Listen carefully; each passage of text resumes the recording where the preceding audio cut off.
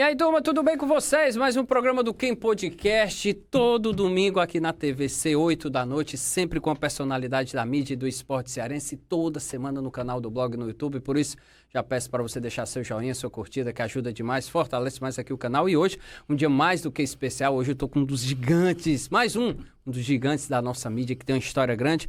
O homem ficou rico e se abandonou e agora está mais nessa parte só do rádio e principalmente falando de futebol lá na TV Assembleia. Vocês imaginam, rapaz? Carlos Silva, que onda, rapaz. Que alegria, viu, Carlos Silva? Olha, Kempis, o prazer é todo meu.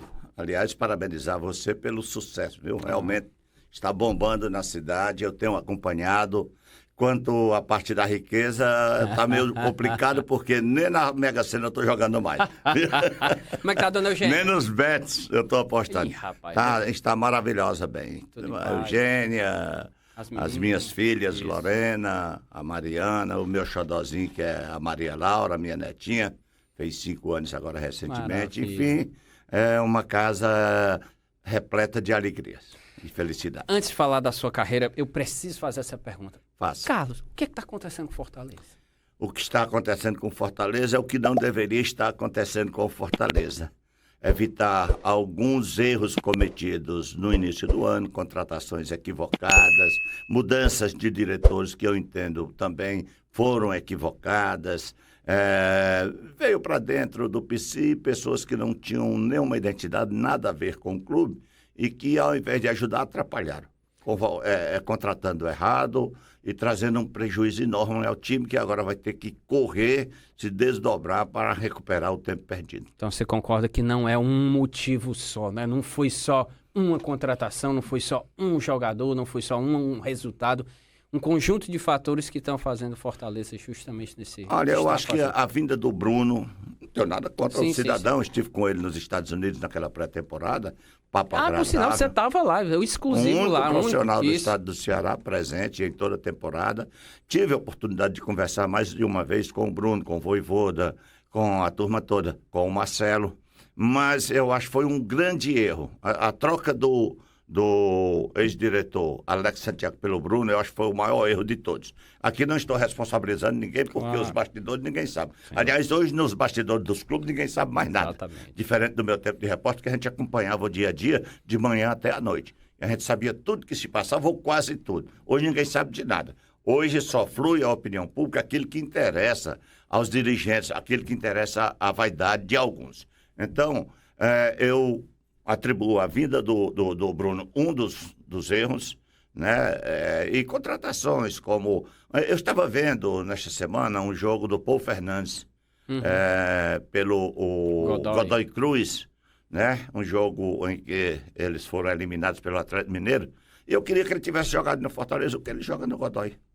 Mas eu não sei se aquela teimosia do Vojvoda, que eu tenho uma gratidão e um carinho enorme por ele, e uma dívida o Fortaleza tem quase que impagável para com ele, mas aquela teimosia dele de deixar pessoas no banco que não deveriam estar e botar para jogar outros que, na minha opinião, não deveria, tudo isso contribuiu. Daí vem Davi Luiz, com todo respeito ao cidadão, é a história dele, para mim, um ex-jogador. O Davis, para fazer graça, o Tiririca precisando de alguém para trabalhar lá em São Paulo, e o Davidson fazendo graça aqui. Enfim, uma série de erros, e sem se falar nos enormes prejuízos das contusões. Total. Inclusive um atribuído ao Davidson, que foi a contusão do melhor atacante que o Fortaleza tem, que é o Moisés. 5 meses aí o Moisés parado.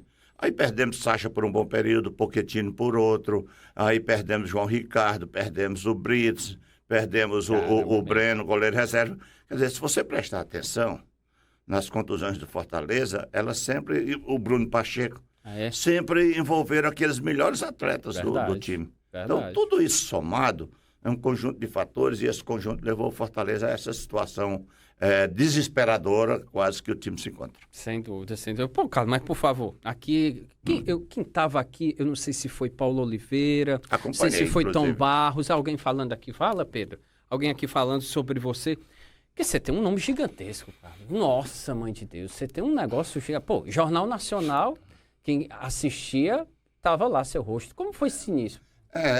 Olha, é uma história meio... Longa. Não, longa e assim, meio que, eu diria quase que absurda. Por quê? Porque aos 10 anos, E eu capinava na roça, eu trabalhava no roçado, plantando arroz, milho, feijão, no meio das capoeiras. Aos 10 anos eu perdi meu pai e no dia do meu aniversário de 14 anos eu perdi minha mãe. E eu trabalhava na roça, eu morava a 7 quilômetros de distância da sede do município. Então eu trabalhava de 8 da manhã às 17 horas, chegava em casa, tomava um banho correndo para enfrentar a estrada, às vezes a pé, às vezes a cavalo, às vezes de bicicleta, para estudar, né? Aí acordava às 5 horas da manhã, tinha um irmão meu que morava na sede do município, eu dormia na casa dele, acordava às 5, voltava correndo para ir trabalhar na roça. E na minha família, lá, todos conheciam Fortaleza, o único que não conhecia era eu. E eu dizia sempre, eu morava já com a minha irmã mais velha, e eu dizia para o meu padrasto, olha, no dia que eu for a Fortaleza eu não volto mais, eu vou para ficar. E num janeiro desses aí, 1971, 72, por aí assim, ele tinha uma filha que morava aqui na Nossa Senhora das Graças, 464, no Pirambu, a Maria Elisa, de saudosa memória. Ela foi passear lá com o esposo e com os filhos, e ela veio embora num domingo, e na segunda-feira a gente estava trabalhando no roçado, sol escaldante. Eu olhei assim para o sol do meio-dia e eu chamava ele de padrinho. Eu digo, padrinho amigo, eu queria que você ligasse para a Maria Elisa esta semana, dissesse para ela que domingo eu estou indo embora para Fortaleza e estou indo para a casa dela. Ele disse, como é? Eu digo, vou embora para Fortaleza, aqui eu não nasci para isso aqui. E assim foi feito. No domingo eu vim embora, fui morar lá, fui trabalhar vendendo picolé, na porta do Colégio Cearense, ali na Heráclito Graça. Dia de domingo, às vezes eu estou dia de domingo, ou campus com a minha família, minhas filhas, minha neta, ali na Praia do Futuro, numa barraca que eu gosto muito, de um grande amigo meu, e passam aqueles vendedores de picolés, e eu faço questão de comprar sempre. Aí a minha filha, outro dia, a doutora Mariana, perguntou, pai, por que o senhor sempre compra? Eu digo, porque eu fiz isso aí. Eu sei o que é meio-dia você nessa areia quente empurrando um carrinho de picolé para ganhar o pão de cada dia, os trocados do dia. Então, eu não vou esquecer isso nunca e sempre que eu puder ajudar, eu vou ajudar. E aí, eu fiquei apenas um ano aqui em Fortaleza, fui embora para São Paulo. Fui morar no Capão Redondo, a zona mais violenta de São Paulo. Eu entregava pão de madrugada num quadriciclo, no meio das ruas violentas do Capão Redondo. Caramba! Aguentei ainda 4 anos e meio, até que eu vim embora, resolvi voltar. Um dia eu estou em casa, lá na Barra de Bravas, em Cariús, de onde eu havia saído, estou deitado numa rede depois do almoço, comecei a pensar, a refletir, de cara, daqui eu saí para cá, eu voltei, eu não nasci para isso aqui. Aí eu tinha um irmão mais velho que morava em Juazeiro, eu digo, vou para casa do meu irmão em Juazeiro. Fui, cheguei lá, arranjei um emprego de contínuo de uma loja de eletrodoméstico, a Eletro Gondim, onde o Paulo Fernandes, depois, nós viemos embora um ano depois para Fortaleza, ele foi trabalhar na Philips, eu fui trabalhar na Eletrograngeiro, depois ele virou dono da Paraíso, Caramba. E pouco tempo depois, o Wilton Bezerra veio para Fortaleza contratado pelo Moésio Loyola para a Rádio Irapuru, que era onde é hoje o Grupo Cidade, que eu trabalho, na Cidade AM. E lá em Juazeiro, eu todo dia terminava o meu expediente na loja, eu ia para a Rádio Progresso, que tinha um programa 18 horas, o Wilton Bezerra, Foguinho, Luiz Carlos. Você já gostava desse... Você já dava valor. Aí eu fui me ambientando e quando o Ceará, Fortaleza iam jogar lá em Juazeiro, eles ficavam no Hotel Municipal. E eu era curioso, e como eu não era da área de esporte, eu chegava lá e ficava no meio dos jogadores, ouvindo as conversas, e eles não ligavam, porque pensavam, não, isso aí não é ninguém, então deixa pra lá. Faz mal a ninguém. Aí eu ia sempre pro estádio Romeirão com o Wilton Bezerra. Chegava lá, os repórteres começavam a falar as coisas, eu dizia, Wilton, não é assim não. Vai ser assim, assim, assado. Aí quando eu chegava na hora do jogo, era do jeito que eu tinha falado. O Wilton disse, pô, esse cara é muito perspicaz. Aí eu pedi uma chance a ele de trabalhar como repórter da Rádio Progresso. Aí foi ao Wilton, então o Wilton é seu padrinho? Meu padrinho e é meu compadre, que é padrinho da minha filha. E aí ele relutou em dar uma oportunidade, mas até que um dia ele me deu uma oportunidade e eu fui trabalhar num jogo amistoso, Guarani de Juazeiro e Barbalha, eu, Bosco Alves, lá tudo, nada. Mas aí nós viemos embora, quando veio pra cá, eu fui bater lá. Você foi lá? Na Rádio Irapuru, de Moés. Pede ao Moés uma oportunidade pra mim. E ele, cara, aqui é diferente, aqui não é Rádio Progresso, lá eu mandava, aqui eu... Mas aí eu insisti, até que ele pediu uma chance. O Moésio me deu uma oportunidade de cobrir o Ferroviário. Naquela época tinha uns gravadores que eram desse tamanho aqui. Né? Exato. Aí eu ia no Ferroviário à tarde, gravava o treino, vinha para a rádio, gravava para o programa de 20 horas, só participava dele, e ia para casa. Eu morava no Henrique Jorge, na casa de um tio meu. Rapaz, E quando eu chegava à noite, eu ia ouvir o programa, eu era tão ruim que eu mesmo desligava porque eu tinha vergonha de ouvir. Eu não me aguentava como repórter. Tudo. Mas aí eu fui insistindo, e o tempo foi passando. Quando foi um dia, a rádio do Moés já estava na rua Irauçuba, ali perto da LBA, próxima a Soriano Albuquerque. E uma quinta-feira à noite, questões de dinheiro, tudo, eu tive uma discussão com o Moésio. Eu estava escalado para... Uma quarta-feira à noite, digo. E eu estava escalado para trabalhar num jogo Ceará e Tiradentes, no PV. Aí eu fui para o estado, Carlos Fred, de saudosa memória, era o narrador. Quando eu cheguei lá, eu digo, Moésio não cumpriu o que tinha prometido para mim, eu não vou trabalhar, não. Peguei uma cerveja, sentei em frente à rádio, fiquei sentado lá. Caramba. Moésio ligou para um telefone interno que tinha na cabine, cadê o Carlos Silva? Fred disse, rapaz, ele está ali sentado tomando cerveja, disse, não vai trabalhar, não. Então diga a ele que amanhã passa 19 horas lá na rádio para receber as contas. Eu fui na quinta-feira, 19 horas, tinha terminado o programa. Cheguei lá, estava Moésio, Will Bezerra, Carlos Fred, Souza Filho, Gadelho, Zé Linhares, a turma toda, né? Aí ele já tinha mandado bater as contas, entregou minhas contas, eu recebi. Quando eu fui saindo, ele olhou para mim assim e disse, e aí, agora tu vai fazer o quê? Como quem disse, eu só trabalhava aqui, porque eu tinha... Eu disse, eu vou para a TV Verdes Mares, vou trabalhar no Canal 10. Caramba. Foi uma gargalhada generalizada, total, dentro do estúdio, da sala de reunião, no gabinete dele lá. Eu saí, fui atrás do Finadel de Madarões, pedi uma oportunidade e tal, e ele ficou relutante, porque eu nunca havia entrado num estúdio de televisão. Tu ainda não tinha nem sequer... Só foi rádio até então? Só rádio. Aí ele disse, mas cara, eu digo, olha, eu vejo todo dia lá no PC, eu cobri Fortaleza, o que os seus repórteres fazem lá, aquilo ali eu sei fazer, talvez melhor do que eles. Aí ele relutou, mas aí eu fiz uma engenharia, eu tinha um grande amigo meu, conterrâneo do Edilmar, e grande amigo do Edilmar, que era diretor do BEC, diretor de câmbio e comércio exterior, eu fui lá, falei com ele, eu disse, cara, eu estou precisando que você me ajude nisso aí, você vai falar com o Noronha para me dar essa oportunidade. Aí ele ligou para o Edilmar dizendo que eu ia lá falar, o Edilmar, não, ele já veio aqui, já falou comigo, tudo combinado, né, eu com ele. Aí ele disse, aí foi. E aí, o que você pode fazer para ajudar? Diga a ele que vem aqui amanhã. Aí eu fui lá. Rapaz, eu não acredito. No outro dia eu fui lá, falei com o Edilmar, ele disse, eu vou lhe dar umas 30 dias para você provar que tem condições. E aí eu comecei esses 30 dias, morando de favor na casa da minha tia, lá no Pirambu ainda. E completou o período de 30 dias e nada, deu dia 1º e eu liso.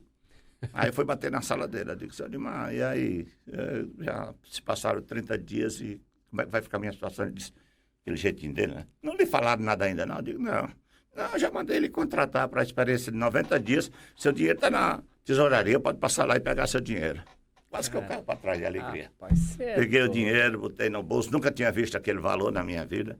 Fiquei no Pirambu, tirei só da passagem, dei o resto todinho para minha tia, digo que está aí para pagar a despesa do mês. E aí, quando completou o período de 90 dias, que assinaram a minha carteira, foi a primeira assinatura em veículo de comunicação, aí eu peguei a carteira assinada uma quinta-feira à noite, no mesmo horário que eu tinha sido demitido da Rádio Assunção. Cheguei lá, estava a mesma turminha lá, eu abri onde estava assinado Televisão Verdes Mares S.A., aí taquei em cima do birô do Moésio. Ele arregalou os olhos e disse, que é isso? Eu digo, tá vendo não? Televisão Verdes Mares, vocês não riram? Quando eu disse que ia trabalhar, pois eu estou trabalhando lá. Caramba. E de lá eu não vou sair. Aí o tempo foi passando, eu fui, graças a Deus, estudando, avançando. Eu tive um grande chefe chamado Edmundo Maia, que era chefe de reportagem, que ele dizia, meu filho, leia. A leitura é a maior universidade da vida. Então leia tudo que você puder. E eu fui seguindo as orientações dele, até que um dia o Marcos Nunes chegou e disse, doutor, ele me chamava de doutor, tem um convite aí para você. Eu digo, o que é? Ele disse, você vai fazer um estágio no Rio, na TV Globo, 1986. Aí eu digo, ótimo. Aí eu fui, passei 2 meses, se eu não me engano. Participei, inclusive, da cobertura do Mundial de Fórmula 1 em Jacarepaguá. Eu, era o Reginaldo Leme, Sandra Passarinho e Eloy Maciel, que era um repórter que tinha lá, que depois foi embora morar em Portugal.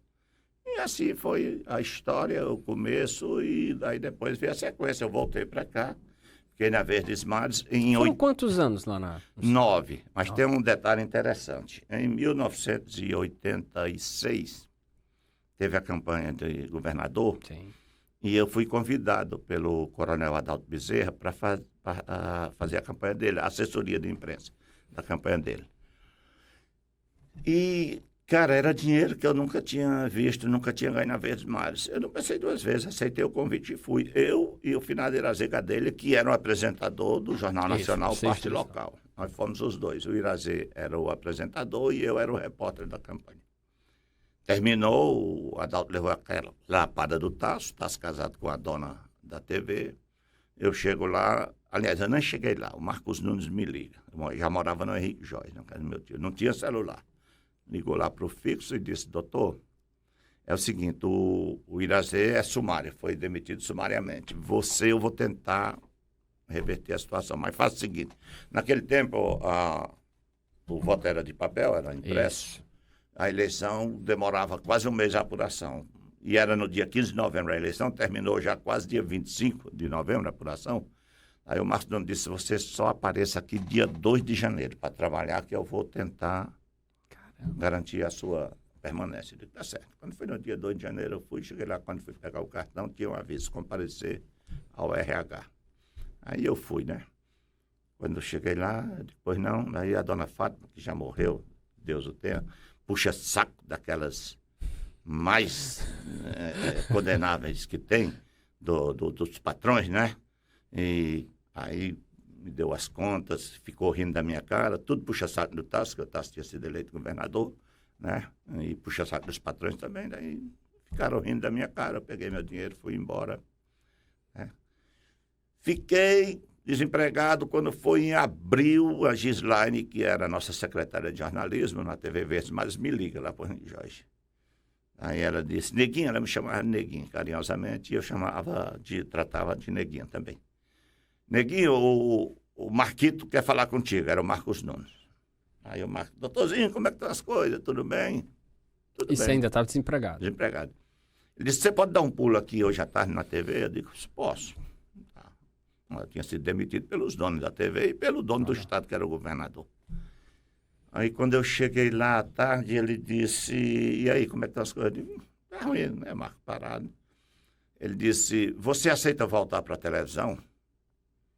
Eu digo, eu aceitar? Eu quero saber se a televisão me aceita. Não fui eu que pedi para sair, a televisão me mandou embora. Aí ele disse, se eu estou perguntando se você aceita, é porque a televisão lhe aceita. Quando ele disse aquilo, aí me despertou uma coisa de, cara, eu fui demitido pelos donos da empresa, pelo governador, porque eu teve participação na demissão, por causa do que eu tinha feito na campanha. E estão me buscando de volta é porque eu tenho o meu valor. Total. Então eu vou agora também me valorizar. Aí eu disse, eu aceito agora com umas condições. Ele disse, quais? Eu digo, as matérias nacionais que eu fizer, eu edito, não aceito que ninguém edite. Com todo respeito ao Lima Júnior, que era o editor da época. Foi o Lima que falou isso, exatamente. Eu aceito, ninguém mexe nas minhas matérias. Aí ele foi anotando. Aí eram 4 reivindicações. A última, eu quero ganhar o maior salário igual o maior que era o Moacir Maia na época, o maior salário. Eu digo, eu quero igual ao Moacir.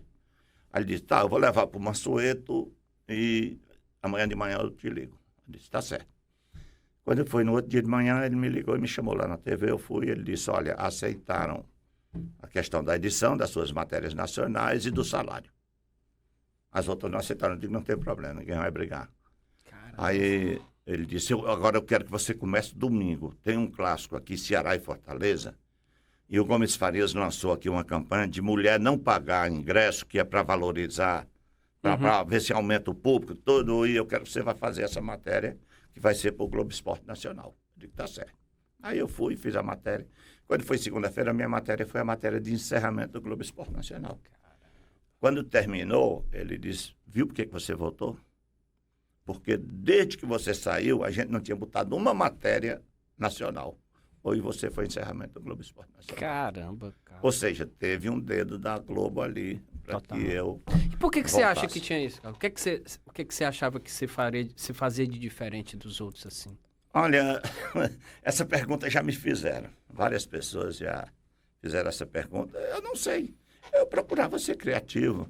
Eu tive muita sorte. O rádio te ajudou nesse sentido? Demais, demais. Porque quem trabalha no rádio, ele tem uma facilidade de improviso muito grande. Muito grande mesmo. Eu me considero assim. É tanto que meus comentários todos são improvisados até hoje. Eu nunca Tem escrevi roteiro. nada. Então, o rádio me ajudou muito nisso aí. E naquela época, tinha um negócio que, por isso que eu digo, eu tive muita sorte também do período. Naquela época, todos os sábados, quando tinham clássicos regionais, Vitória e Bahia, Santa Cruz de Náutico, Fortaleza e Ceará, o Jornal Nacional botava matérias nacionais sobre os clássicos regionais. Ah, E bacana. quem fazia as matérias aqui para o Jornal Nacional era eu. Tudo. Teve até um lance engraçado, que em 1985, o segundo Mundial de Futebol de Salão, na Espanha, eu fui cobrir o Mundial para o Sistema Verdes Mares. E o voo partia daqui, Rio de Janeiro, passamos um dia no Rio, depois íamos para Madrid. E eu fui dar um pulo lá na Globo.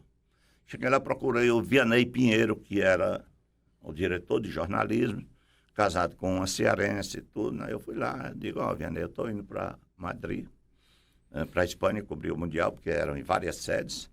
E o que vocês precisarem, eu estou lá. Ele disse, nós temos uma parceria com a TV Ed lá. Se a gente precisar de alguma coisa, a gente lhe aciona. Tudo bem. Aí cheguei lá, não deram a mínima. Nunca me procurado para nada. E lá eu encontrei o Alexandre Santos, que era narrador da Bandeirantes. Sim. E o Tete Alfonso, que era o diretor de jornalismo, que era da Globo, tinha saído da Globo. Logo depois que eu vim embora para cá. Aí conversei com o Tete e com o Alexandre, e o Tete disse, você precisar aqui para Verdes Mares, você conta com a gente. A gente manda para São Paulo e o pessoal de São Paulo manda para Fortaleza. E assim foi feito. Eu mandava a matéria sempre. Quando foi no dia da final, em Madrid, o Brasil ganhou de 3-1 da seleção da Espanha, foi bicampeão mundial. Aí eu fiz a matéria, todinho o texto. Quando terminou, o Mosca, que era o cinegrafista, que depois foi contratado pela Globo, muito bom, excelente profissional, um dos maiores que eu já trabalhei. Aí nós fizemos um stand-up lá, gravamos o texto, mandei para a Bandeirantes, o Mainha aqui, o Edmundo Maia, pediu a Band mandou para o Globo Esporte aqui.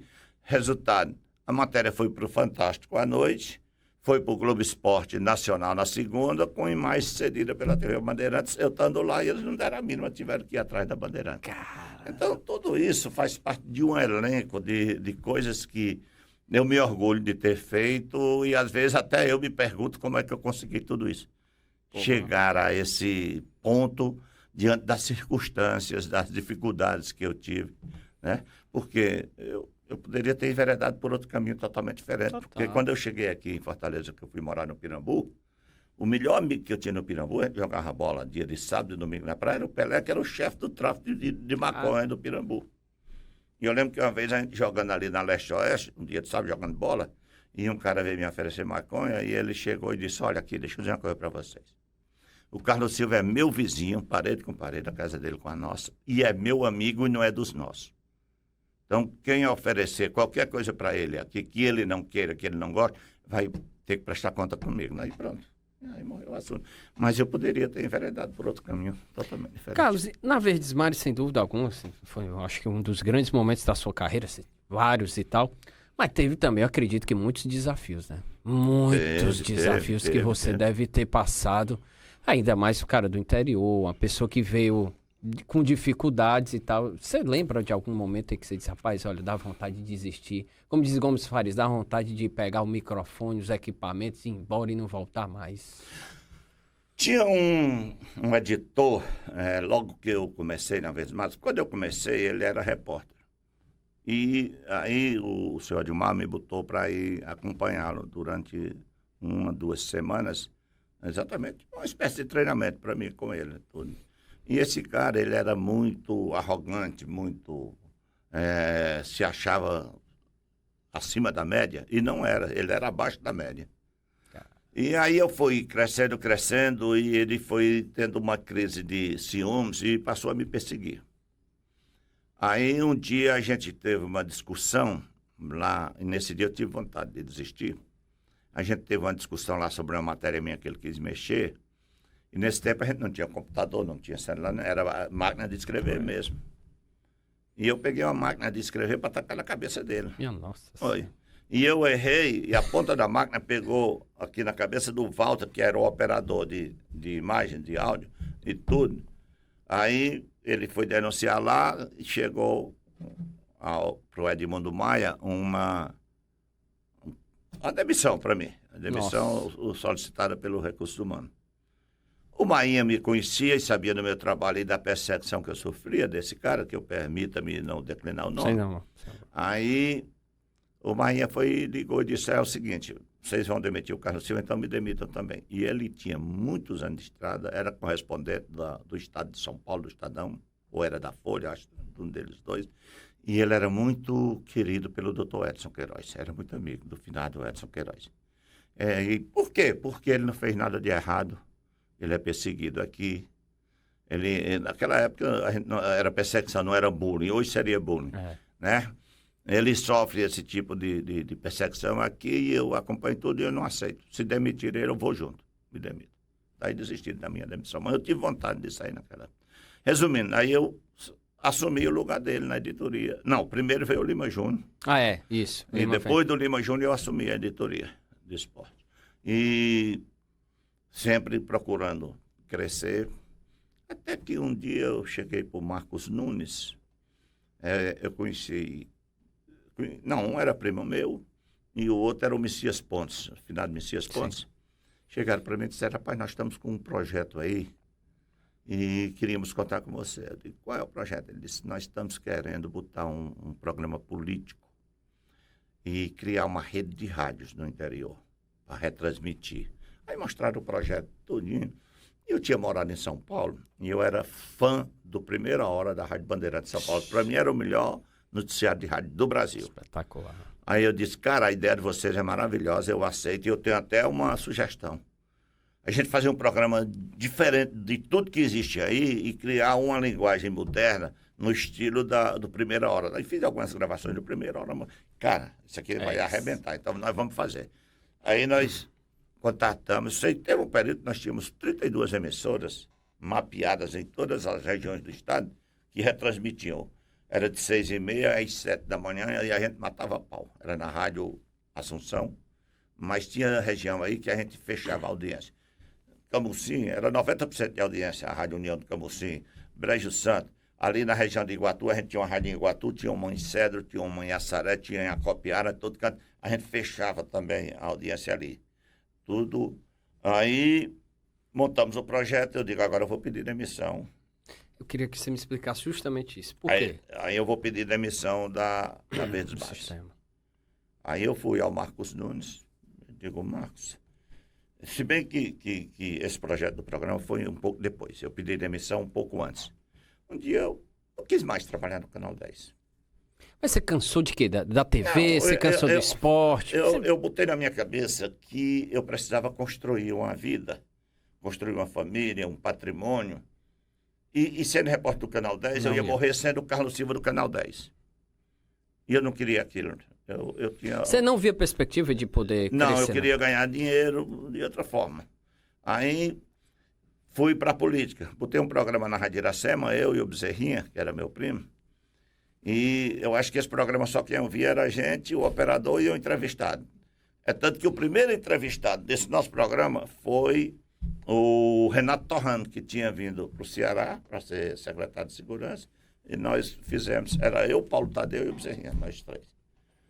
Aí, em seguida, foi quando veio o projeto dos meninos. Aí nós montamos o projeto todinho. Eu lembro que o lançamento dessa ideia do momento político, aí veio a ideia minha, momento político. Uhum. Aí criamos, patenteamos a marca, montamos uma empresa. O lançamento do momento político foi no dia 1º de novembro de 1990, no Sindicato dos Jornalistas. O orador de lançamento foi Ciro Gomes. Caramba! Ciro Gomes deu um show. sindicato cheio, um coquetel, fizemos um coquetel, o Ciro Gomes foi lá, deu um baile. Naquele tempo ele ainda tinha juízo, né? Tudo, né? Aí lançamos o programa, ficamos, acho que uns 12 anos juntos, a sociedade, até que um dia eu disse, não, eu não quero mais essa sociedade, o momento político é para mim, eu quero para mim.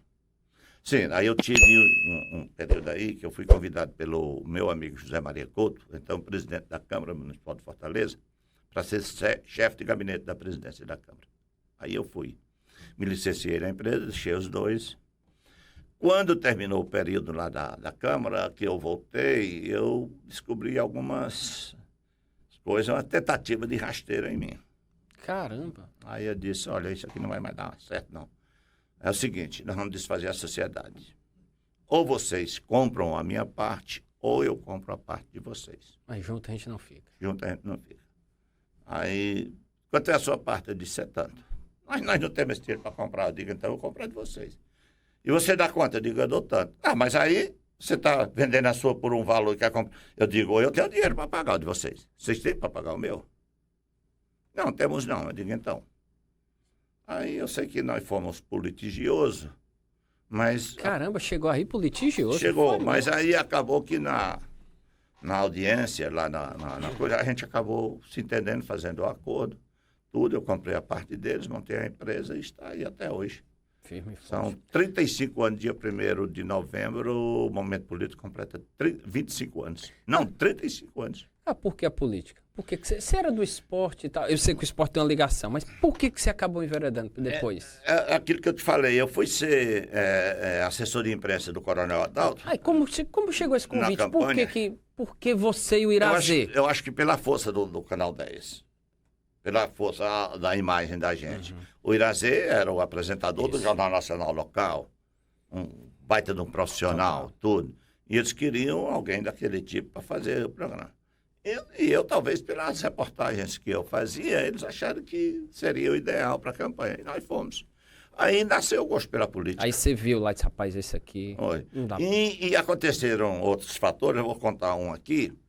Quando estava para escolher o governo do Ceará, na época dos 3 coronéis, aquela dúvida, isso antes do Tasso, eu ainda era repórter esportivo na TV Vesmares, um dia eu estava na Assembleia Legislativa, aí estava lá a especulação, quem vai ser o governador, quem não vai, e eu estava no gabinete da presidência da Assembleia, o presidente era Aquiles Pérez Mota. Eu tinha tratado de outro assunto, não tinha nada a ver com política, era do esporte. Quando ele recebe uma ligação de Brasília, aí eu fiquei aqui ouvindo. Aí eu vi o espanto dele quando ele disse, como é? Totó, governador? Que história é essa? Aí, vai ser o Totó, governador Gonzaga Mota. E eu aqui na minha. Aí ele pegou o telefone, ligou para alguém, que eu não sei quem, disse, olha, acabaram de confirmar de Brasília, recebi a ligação agora do Vigílio, do governador Vigílio, que o candidato vai ser o Totó, Gonzaga Mota. É o candidato, já está decidido. O Adalto era o governador. Sim. Chega hoje de Brasília, hoje à tarde, e vai anunciar. Vai dar uma coletiva lá no aeroporto e vai anunciar. Aí eu corri, desci para o comitê de imprensa da Assembleia, cheguei lá, peguei um telefone na Célia Lima Verde, estava no ar, uma audiência do rádio do Ceará na época. Aí liguei, eu digo, olha, avisa aí pro Nacélio que eu já tenho o nome do futuro governador do Ceará. Aí bota no ar, aí botou. E eu não era da área eu era da área de esporte. Aí quando o Nacélio disse, eu digo, Nacélio, quem é Totó? Ele disse, Totó? Eu digo, Diz que é um economista. Ele disse, Luiz Gonzaga da Fonseca Mota, do Banco do Nordeste, depois é o governador. Como eu digo, é o governador e pode investigar aí, que eu acabei de saber a informação em primeira mão. Eu dei essa notícia em primeira mão. No outro dia, o senhor Ademar botou na coluna dele. Aí, quando eu chego na televisão à tarde, o senhor Ademar me chama na sala dele, diz, Carlos Silva, eu estou com um problema de repórter aí, porque os 2 principais parecem que estavam viajando, fazendo matéria fora, e o governador vai chegar no aeroporto e você é quem vai entrevistá-lo. Ele vai dar uma entrevista para anunciar o nome que você divulgou em primeira mão aqui, e eu quero que você vá fazer a matéria. Na hora. Aí nós fomos. Quando nós chegamos no aeroporto, no antigo aeroporto, uma multidão mesmo, que não tinha nem como encostar. Aí eu comecei a pensar. Adilson Pires era o cinegrafista, baixinho, competente todo. Eu digo, Pires, nós vamos fazer diferente. Ele disse, como? Eu digo, deixa comigo. Tinha um landauzão preto esperando o governador lá fora. Nós vamos fazer a matéria dentro desse carro. Ele disse, como? Eu digo, vamos fazer dentro desse carro. Faça as imagens aí que eu não vou chegar nem perto lá. Aguarde. Vá fazer as imagens tudo. Aí eu fiquei. Cheguei para o motorista, né? Depois eu virei até amigo do motorista, digo, o governador vai nesse carro, né? Quando o governador chegou, encostou no carro de governador, Carlos Silva, TV Verdes Mares, eu vim aqui com uma missão, não posso voltar sem cumpri-la. Ele disse, qual é? Eu digo, entrevistar o senhor. E eu não tive como chegar lá perto, entrevistar. Eu queria fazer aqui dentro do carro. Como é que você quer fazer? Eu digo, a gente vai no carro com o senhor, até a TV Verdes Mares, eu vou lhe entrevistando. Aí nós sentamos no banco de trás, eu, o governador, o Pires era baixinho, ficou de joelho no banco da frente com a câmera aqui. E assim eu vim do aeroporto até o antigo Belas Artes, aqui na Pontes Vieira, com o desembargador Moreira, entrevistando o governador. Quando foi à noite, foi um show. Cara, no jornal local. Rapaz. Aí dali... Aí dali o Edson Silva, cabeça branca, jornalista, era o editor de política do Diário do Nordeste. O Edson Silva, e também o Edson era da Rádio Verdes Mares. Aí o Edson me chamou, disse, doutorzinho, quer aumentar o seu salário, ganhar um pouco mais? Eu disse, quero. Pois você vai fazer política para mim, para a Rádio Verdes Mares. Eu disse, tá certo. Aí eu trabalhava um período na TV e outro no rádio. E aí nasceu o gosto pela política e resolvi ficar na política e graças a Deus estou até hoje. E não quis voltar de jeito nenhum. Porque a política... Carlos, a gente sabe, política é um negócio difícil, sei, com certeza e tal. O esporte também. Mas em nenhum momento, rapaz, tá bom, rapaz, sério. Porque o que tu deve receber de pressão, homem, de um lado, do outro. Tu já foi acusado quantas vezes de ser bolsonarista ou ser lulista? Não, eu não sou acusado, porque quem me acompanha sabe que eu sou anti-bolsonarista. Eu tenho ódio ao Bolsonaro. Desculpe dizer isso, porque eu não gosto nem de dizer essa palavra, e eu vou até justificar para quem está nos acompanhando. Eu já tive 2 problemas, eu já fui 2 vezes lá em cima e voltei. Jesus. Uma há 18 anos, quando eu tive um CA violento, cheguei a ser desenganado, passei 18 dias, 20 e tantos dias na UTI. Inclusive o meu amigo Paulo Oliveira chegou um dia a me anunciar como morto, porque todo dia me matavam, Tá? Aí um dia ligaram para a Rádio Verdes Mares e disseram, Paulo, o nosso amigo Carlos Silva acabou de partir. Jesus. Aí eu tinha saído da UTI, estava no leito lá, com um radinho do meu lado ouvindo o programa. Quando eu vi a notícia. Tu ouviu que estava morto? Eu vi a notícia. Daí a Eugênia estava do meu lado, eu digo, minha filha, liga aí lá para a Verdes Mares, diga para o Tom Barros. Era na hora do comentário do Tom Barros. Que eu estou vivo e estou ouvindo o programa. Eu ainda estava com a voz meio assim, não falava direito ainda, tudo. Aí Tom Barros disse, Paulo, eu acabo de receber aqui a informação, nosso amigo Carlos Silva está vivo e vivíssimo. Inclusive está nos ouvindo e está na linha aí. Aí me botaram no ar e tudo e tal. Aí, nesse dia foi um lance engraçado. Tinha um restaurante lá pro lado do aeroporto, era o Alpendre da Vila, lá na Vila União. E a gente tinha um grupo chamado Banda Mel. Era eu, Paulo Oliveira, o Espanta, aquele humorista, João Ismael, Chico, era um grupo. E nessa tarde eles foram para lá. Luciana Lins era a prefeita de Fortaleza, se eu não me engano. Não, era. Aí... Eles estavam lá nessa coisa, aí de repente já tudo calibrado, resolveram se levantar, dar as mãos, rezar um Pai Nosso e uma Ave Maria para agradecer, porque eu estava vivo. O restaurante todo assistindo sem entender nada do que estava acontecendo. Depois o Paulo me contou essa história. Essa foi a primeira vez. Aí vem a história da minha raiva do Bolsonaro. Quando chegou a Covid, aí eu peguei a Covid. E braba, violenta. Quando foi um dia, eu comecei a passar mal, nós chamei minha filha. E minha filha, eu acho que dessa vez... Ave Maria, homem, sério, ainda chegou. Aí ela tinha um amigo médico e estava de plantão no São Carlos. Aí ligou para ele disse, traz seu pai para cá agora, tudo. Aí me botaram no carro, saímos correndo. Chegou lá, não passou nem por recepção, ele já tinha preparado uma macazinha, um negócio lá, porque as UTIs tudo lotado, não tinha espaço, tudo. Mas ele me atendeu ali, tudo, já tirou o sangue, fez todos os exames, e eu piorando. Aí ele disse, Mariana, eu tenho que arranjar uma UTI urgente para o teu pai. Aí saíram campeões até que conseguiram naquele Curadá, né? Na antigo Curadá, que hoje é... É São Camilo? São Camilo. Aí conseguiram no São Camilo. Eu lembro que eu entrei no São Camilo umas 2 horas da manhã, sem ar, morrendo mesmo. Olhando para minha filha aqui, o que eu fiz na minha vida, tudo. Aí cheguei lá, eu fui para a UTI, uma UTI grande, muito bem equipada. Mas sabe aquela coisa fria que eu falo do calor humano? Uhum. Os médicos tudo lá nos computadores, tal, o enfermeiro, e a gente isolado lá no canto. Aí tem um vizinho nosso, um casal amigo nosso, encontrou com a Eugênia, e a Eugênia falou da situação. Aí ele disse, Eugênia, tem 2 médicos aí, jovens, bem jovens. Esses caras estão bam em Covid. Contrata esses caras para cuidar do Carlos Silva. Aí deu o telefone, a Eugênia ligou, contratou os 2, nós pagamos 10 mil na época para os 2. Eles foram lá me ver, quando chegaram lá, disseram, a primeira coisa que nós vamos fazer é ele tirar daqui. Vamos lhe levar para o hospital da Unimed. Foi aí onde eu me salvei. Quando eu cheguei no hospital da Unimed, era outro clima. Tinha 6 ou 7 pessoas na UTI, o atendimento ali, o médico toda hora, assistente toda hora. E eu conversava com um, interagia com o outro. Eu lembro que teve uma noite aí, eu já estava um pouco já melhor. Eu só não fui entubado, mas o resto, tudo eu fiz. Aí no dia que o Fortaleza foi campeão com aquele gol do Tinga, uma quarta-feira à noite, os pacientes todos dormindo e eu assistindo o jogo na televisão, baixinho, por calor, coisa. Quando o Tinga fez o gol, eu esqueci que estava na UTI, taquei o grito. É gol, acordei a UTI todinha.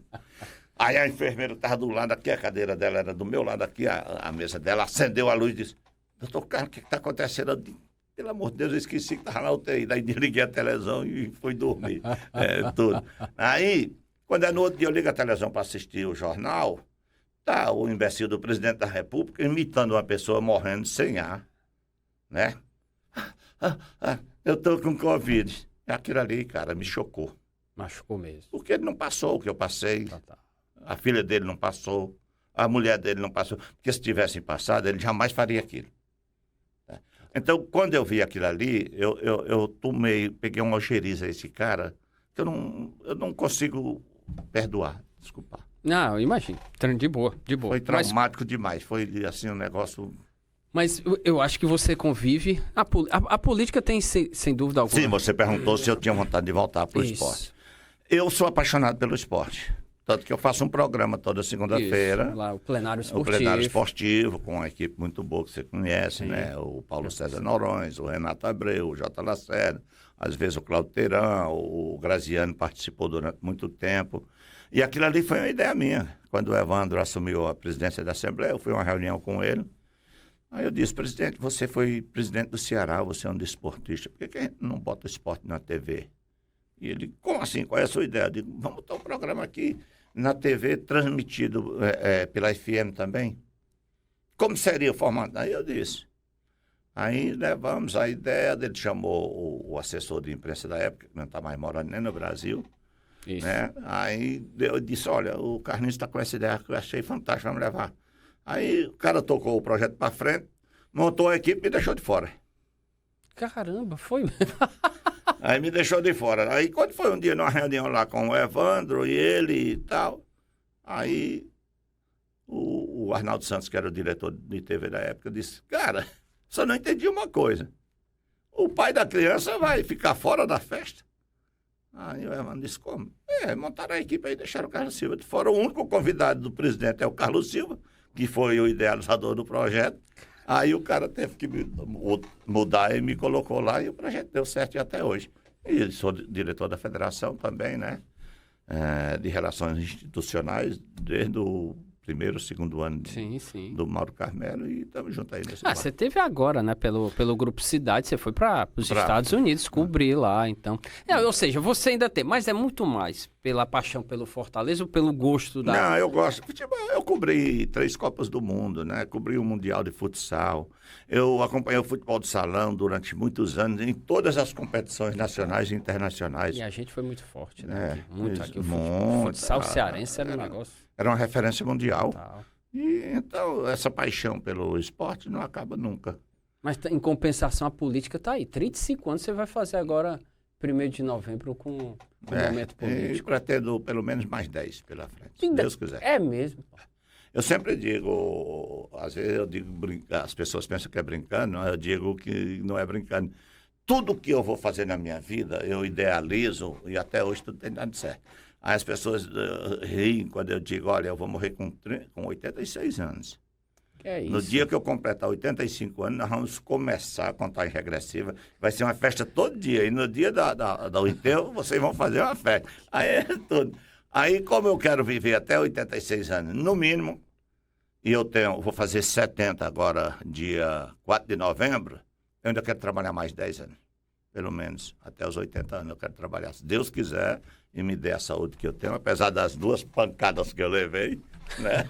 Mas eu quero trabalhar ainda. Caso e por que rádio? Porque só rádio? Minha paixão. É mesmo? Minha paixão. A instantaneidade do rádio é um negócio impressionante. Olha, eu estava na Itália para cobrir a Copa do Mundo e nós saímos de Gubbio, onde a seleção fez a fase de treinamentos, para ir para Turim, onde a seleção ia ficar em Asti, treinando, né? Antes, a seleção passou em Terni e fez um jogo amistoso. E de Terni para Asti, eu peguei uma carona com um amigo meu da Folha de São Paulo, que era repórter da Folha de São Paulo, e o Henrique Guilherme, da Rádio Record de São Paulo, repórter esportivo. E por volta de 2 horas da manhã, a gente na estrada indo para Asti, São Paulo era o quê? 10 da noite, mais ou menos. Tinha um programa na Record, 10 da noite. O rádio do carro, eu lembro que a gente estava num Renault na estrada. O rádio do carro tocou, o telefone do carro tocou, era da Rádio Record.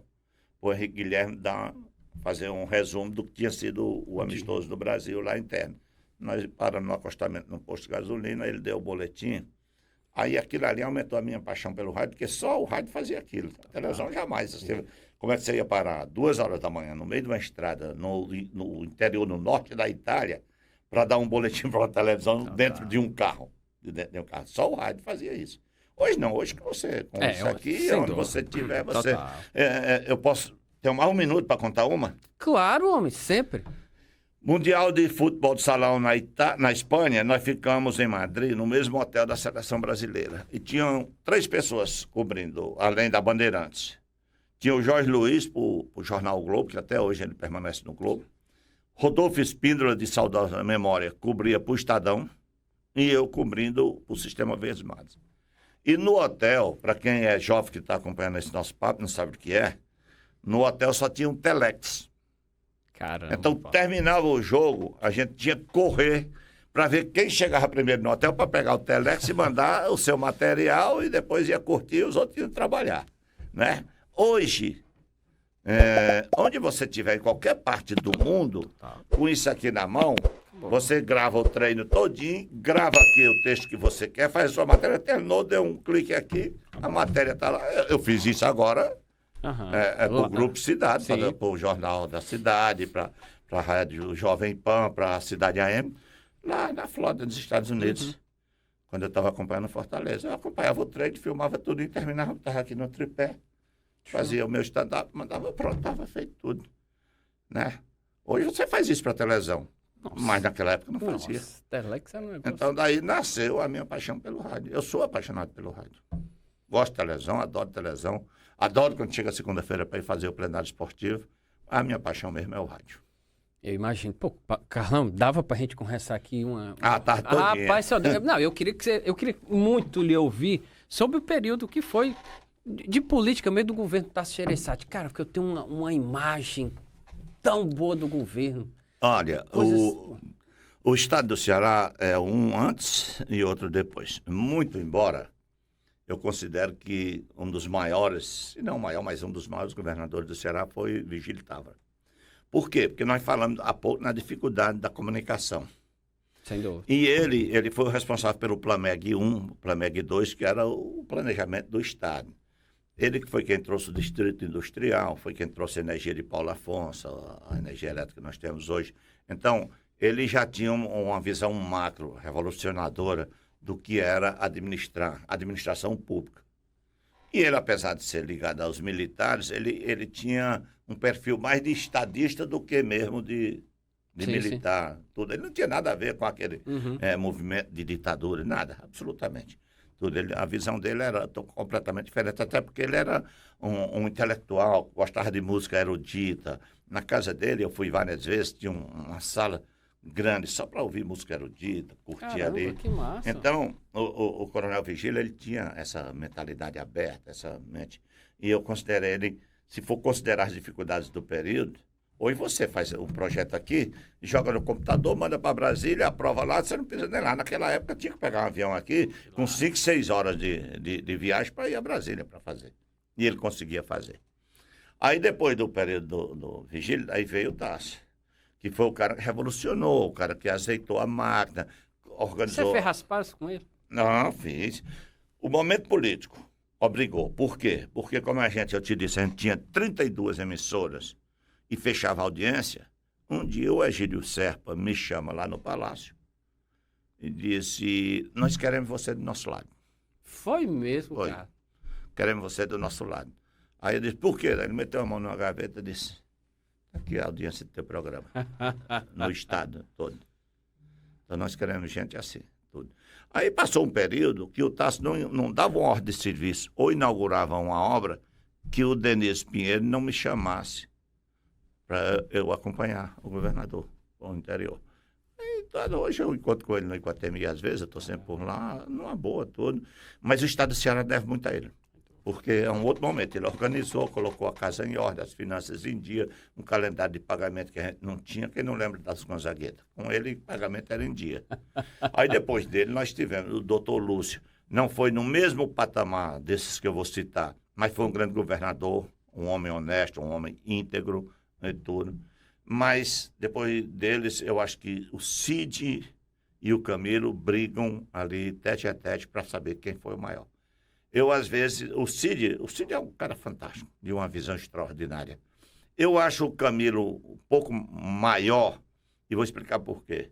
Porque o Camilo, ele ficou 7 anos e 3 meses no governo, até se desincompatibilizar, mas nesse período ele pegou 5 ou foram 6 anos de seca.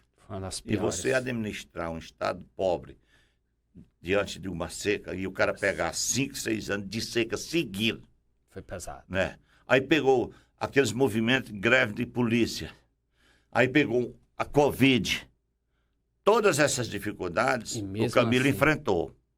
E venceu todas. Perfeito. E nunca o Estado deixou de investir.